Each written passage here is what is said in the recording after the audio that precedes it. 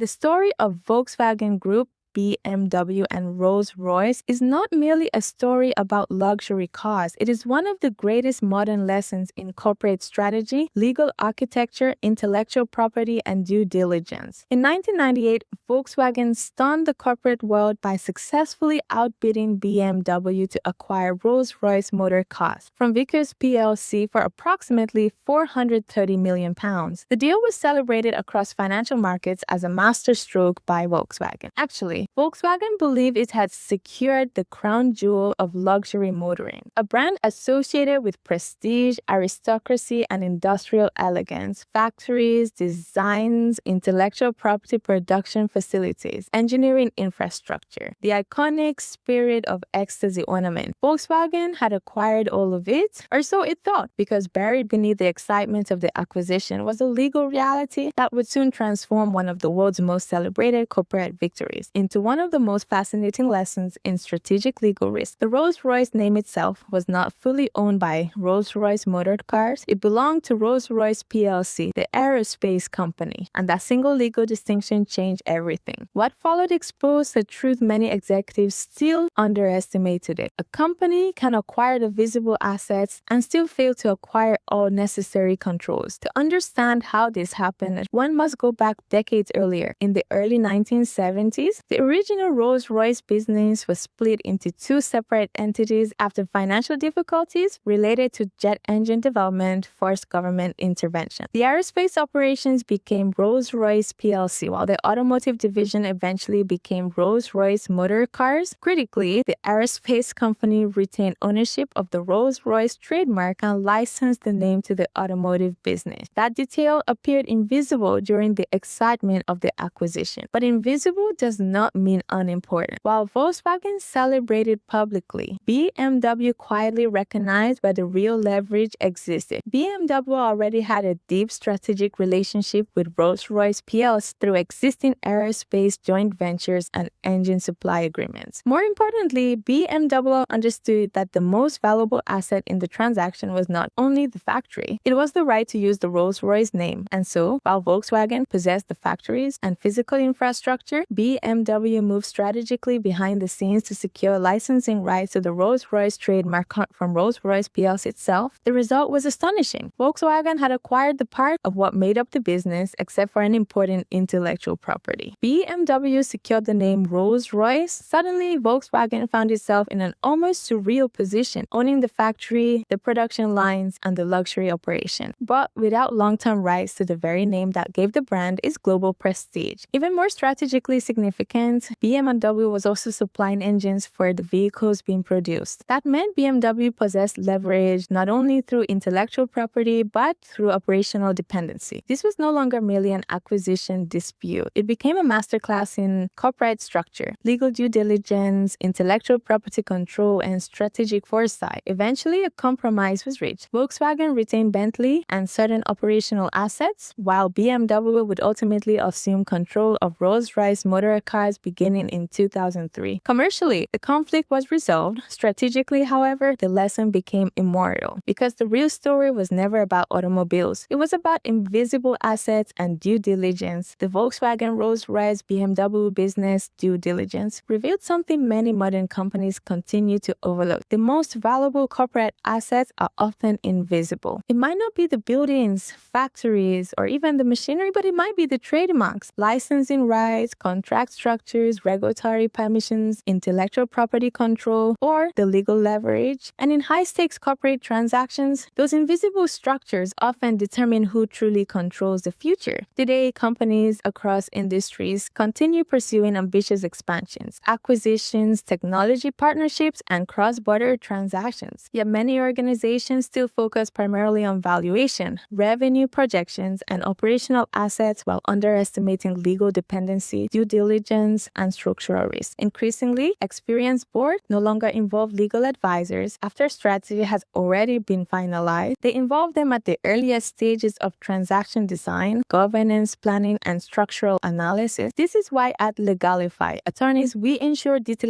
and meticulous due diligence across board for our clients because modern business risk is sometimes not obvious. It may be buried deep in contracts or ownership structures, inside licensing clause or regulatory frameworks, or even in intellectual property arrangements. If your company is navigating acquisitions, partnerships, expansion strategies, intellectual property structures, or cross-border growth, this growing intersection between strategy, governance, and legal architecture is precisely where law firms like Legalify attorneys increasingly operate, helping businesses think beyond transactions and towards sustainable strategic control. The lesson from Volkswagen and BMW remains profoundly relevant today. Legal due diligence must precede strategy because in modern corporate warfare, leverage matters more than appearances, and sometimes the difference between victory and embarrassment is hidden inside a clause nobody thought important enough to examine carefully. In the end, Volkswagen acquired the company, but BMW secured the intellectual property rights to Rolls-Royce. And the difference between the two was not hidden in the factory. It was hidden in the law. If your company is navigating acquisitions, partnerships, expansion strategies, intellectual property structures, or cross-border growth, the most important question may not simply be whether the deal is commercially attractive. The real question is whether the legal architecture beneath the strategy is strong enough to sustain it. For more business boardroom insights on legal risk, corporate strategy, and governance, subscribe to Legalify Attorneys and follow.